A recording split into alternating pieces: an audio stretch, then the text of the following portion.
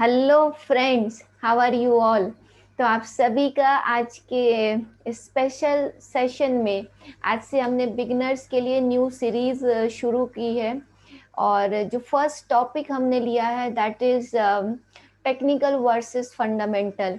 जब आप stock market में नए आते हैं तब आपको सबसे ज़्यादा, क्योंकि आप जब न्यू एंट्री करते हैं तो you have so many books and you have so many technical analysts, so many fundamental analysts। तो आपको एक चॉइस बनानी होती है कि मुझे टेक्निकल एनालिसिस करके पैसा बनाए या फंडामेंटल एनालिसिस करके बनाए। फिर कुछ लोग फंडामेंटल बैकग्राउंड से आते, फाइनेंशियल बैकग्राउंड से, जैसे सीए, सीएस, सीएफएस। कुछ ट्रेडर्स जो आते हैं यहाँ पे वो टेक्निकल बैकग्राउंड से आते हैं, जैसे सीएमटीज हैं और बाकी टेक्निकल ट्रेडर्स हैं। व्हाट इज इम्पोर्टेंट कि हम टेक्निकल और fundamental, see both are complementary to each other according to me. ये दोनों चीजें कॉम्प्लीमेंट्री टू ईच अदर है, ना तो सिर्फ टेक्निकल एनालिसिस से काम चलेगा, ना सिर्फ फंडामेंटल एनालिसिस से चलेगा। टेक्निकल एनालिसिस और फंडामेंटल एनालिसिस दोनों जरूरी हैं अगर आप एक सफल निवेशक बनना चाहते हैं, अगर आप अपना पोर्टफोलियो बिल्डअप करना चाहते हैं, या आप शॉर्ट टर्म के लिए भी स्टॉक्स बाइंग करना चाहते हैं, स्टॉक्स इन्वेस्टमेंट्स करना चाहते हैं। तो दोनों ज़रूरी हैं इस बाज़ार में, क्योंकि when you come to the stock market it is important कि हम बाइंग या सेलिंग जो भी कर रहे हैं स्टॉक्स की, वो रैशनल होनी चाहिए। और वो रैशनल के लिए, वो रीजन के लिए, या तो ट्रेडर टेक्निकल एनालिसिस करेगा या वो उस चीज का फंडामेंटल एनालिसिस करेगा। लेकिन according to me both are equally important. Fundamental analysis tells you what to buy. Fundamental analysis आपको ये बताता है कि हमें क्या खरीदना है। एज अ ट्रेडर हम बहुत ज़्यादा एनालिसिस नहीं करेंगे, हम कंपनी के फिनेंशियल्स को, कंपनी के रेशियोज को, कंपनी की बैलेंस शीट को, या क्वार्टर टू क्वार्टर क्या चेंज आ रहा है कंपनी में, बहुत डीप एनालिसिस हम नहीं करेंगे कंपनी का, कंपनी के फंडामेंटल्स का। लेकिन इट इज़ वेरी इंपॉर्टेंट कि हमें पता हो कि इस कंपनी के प्रोमोटर्स कैसे हैं, कंपनी डिविडेंड पे कर रही है या नहीं कर रही है, या जिस इंडस्ट्री में से, जिस सेक्टर से ये कंपनी बिलोंग करती है, उस सेक्टर का, उस इंडस्ट्री का क्या फ्यूचर है, वहाँ डिमांड बढ़ रही है या नहीं बढ़ रही है।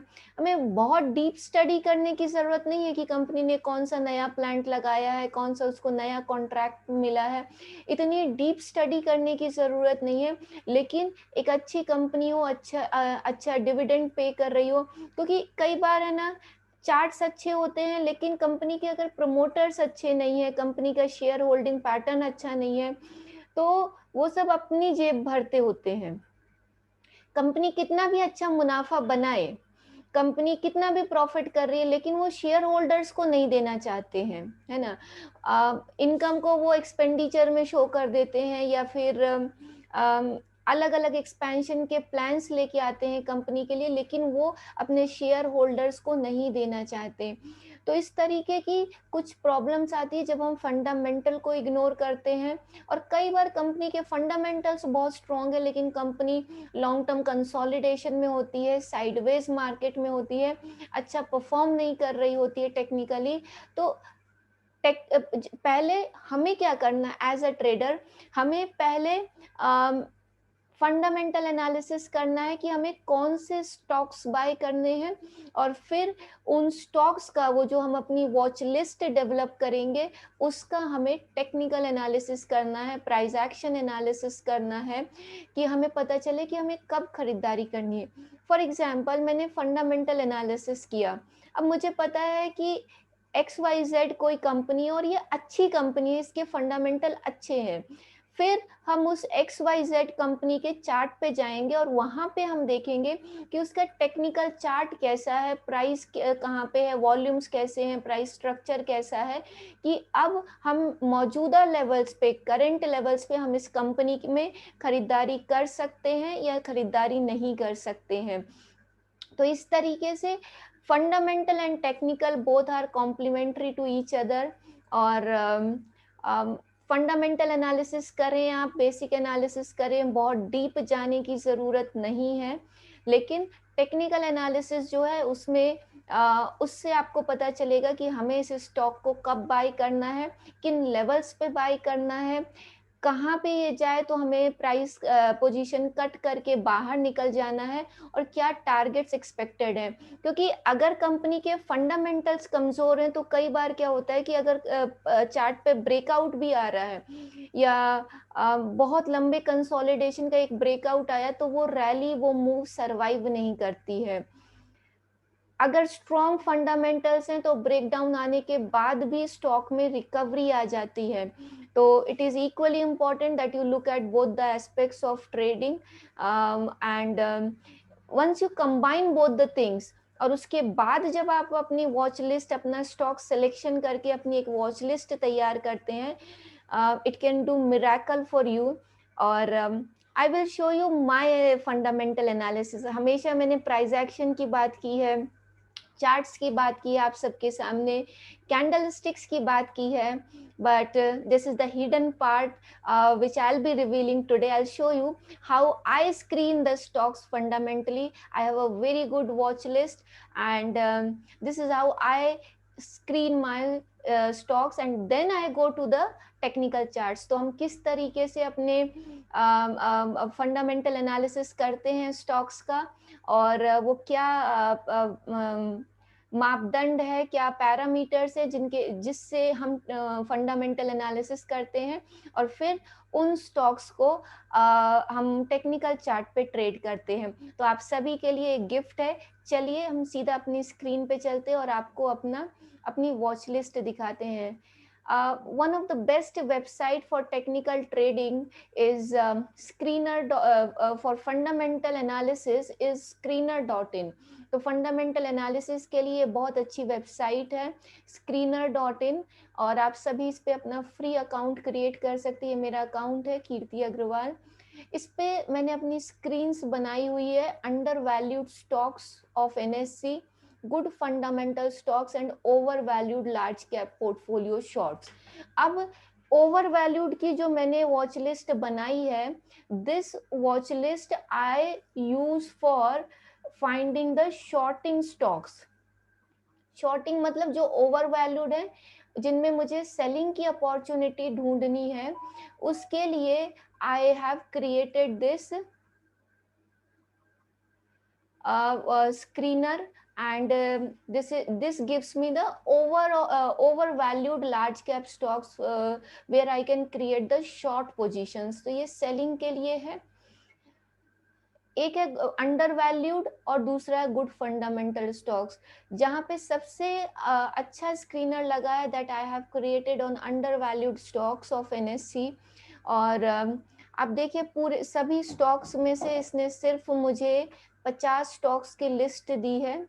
I think there are almost 39 इतने सभी स्टॉक्स में से NSE के सभी स्टॉक्स में से स्क्रीन करके इस स्क्रीनर ने मुझे सिर्फ 39 स्टॉक्स दिए हैं, and they are best in the class. सबसे अच्छे फंडामेंटल्स इनके। What I look at is current market price should be greater than 1, market capitalization should be greater than 100.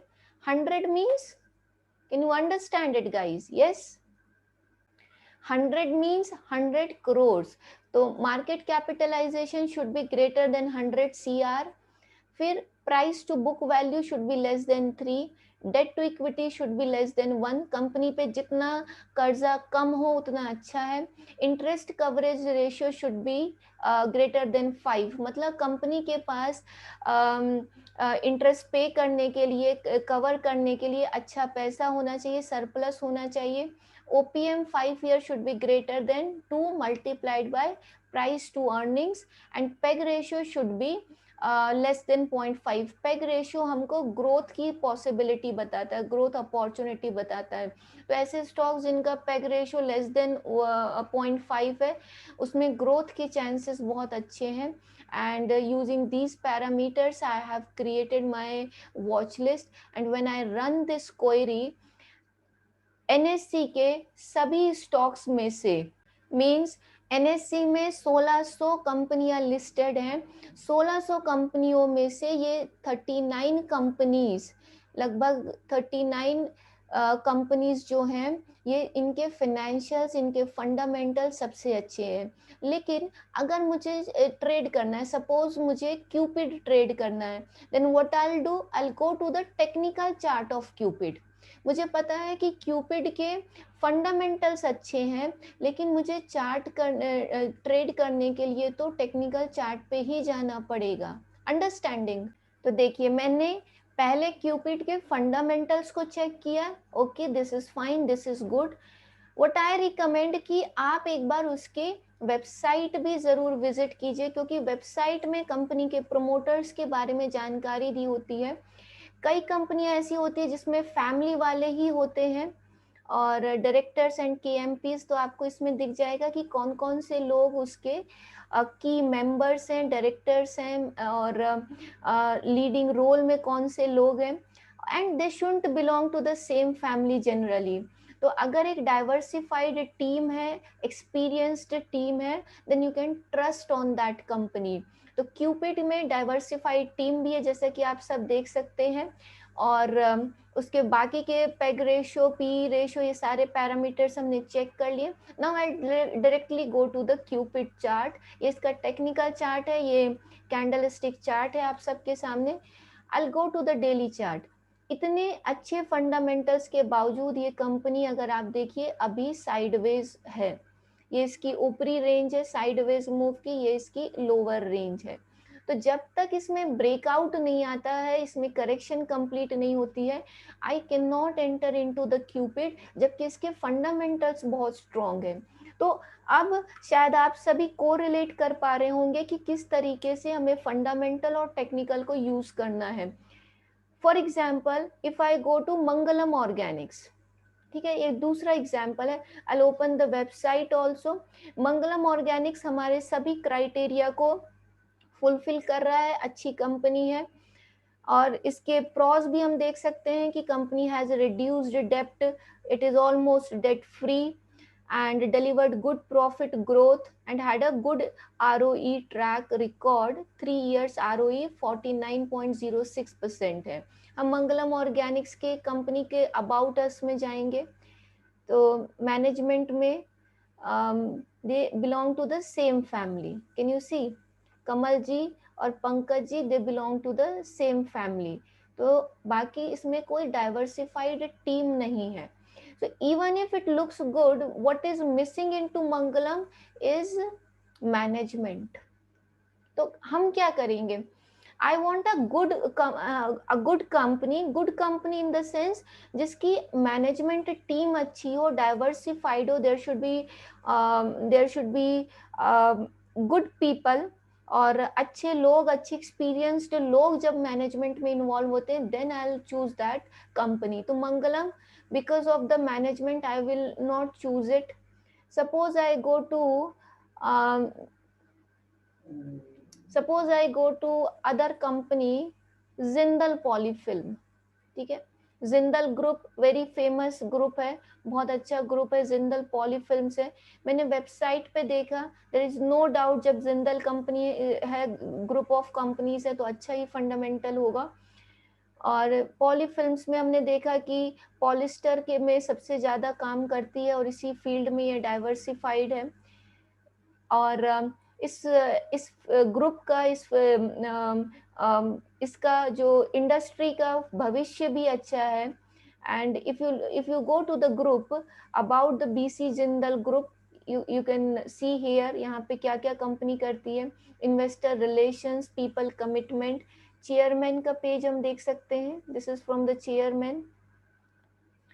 Apart from this, corporate offices, milestones, always read vision and values, company की हमको values पता चलती है, openness, transparency, integrity, honesty. Now I will go to the Jindal Polyfilms here. हमने chart देखा and you see, because of the good management, great fundamentals, where is this. ये stock अगर देखिए कोविड के पहले, कोविड के बाद जो रिकवरी आई 146 रुपए से 943 रुपए का हो गया. What a great move into this. तो इतना जो बढ़ा है और अच्छे मैनेजमेंट, अच्छे फंडामेंटल्स की वजह से बढ़ा है. This is your choice. तो अगर हम इस 39 स्क्रिप्ट लिस्ट में से भी जाएंगे तो I only get 15 to 20 stocks, और वो stocks best in the class होंगे. कोई पोर्टफोलियो मैनेजर्स ये स्टॉक्स आपके लिए नहीं ढूंढ सकता है. They don't belong to the blue chip, लेकिन ये स्मॉल कैप के, मिड कैप के ऐसे स्टॉक्स है जिनमें दम है, जो आने वाले समय के मल्टी बैगर हैं. तो अब दर्शकों आप रिलेट कर पा रहे होंगे कि किस तरीके से हमें टेक्निकल और फंडामेंटल को ब्लेंड करना है. And then we need to draw a conclusion. Then after combining technical and fundamental analysis, उसके बाद जब हम उसको combine कर देंगे, उसके बाद हमें क्या करना है, अपना पोर्टफोलियो बिल्टअप करना है अच्छे स्टॉक्स का. And that portfolio will continue to grow and will continue to give a lot of money. जो आप सभी का उद्देश्य है, पर्पस है स्टॉक मार्केट में आने का, वो फुलफिल हो सकेगा. तो आज के स्पेशल एपिसोड में इतना ही. फिर मिलेंगे और नेक्स्ट एपिसोड में हम चार्ट की बातें करेंगे कि कितने प्रकार के चार्ट होते हैं, कौन से टाइम फ्रेम्स हमें यूज करने. तब तक के लिए शुक्रिया.